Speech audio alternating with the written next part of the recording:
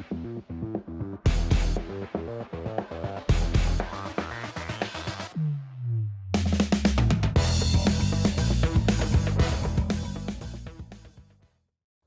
guys, welcome back to another episode. Thanks for tuning in. I've got the Bridgeford Foods tip of the month for you, and it has to do with something that will make your day on the water a little bit easier.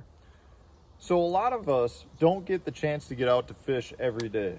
So when you get out on the water and you go to make your first couple casts, what you find is your line is all coiled up, right? You get that kink, and it's the memory from being in your reel.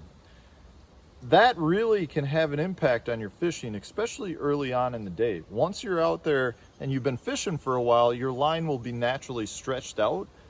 But when you first get out there for a while, you're going to be making casts and not having the sensitivity that you'd like to have if you're not maintaining direct contact with your bait.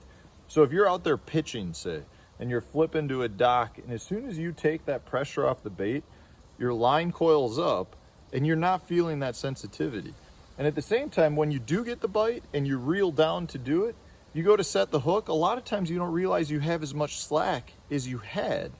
So one of the things that I love to do when I first get out on the water, if I'm using, an all fluorocarbon or all monofilament spooled reel, or just, a bunch of it, you could have a braid leader, but if you've got 25 feet of fluorocarbon tied to your braid leader, you can have the same issue.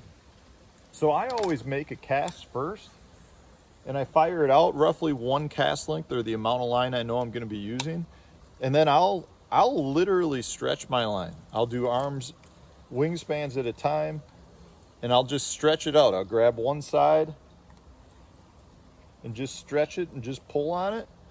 And what I'm doing is I'm just taking that memory out of the line. You can see, so in this case, here's a sectional line. You can see the memory. When I grab it and pull on it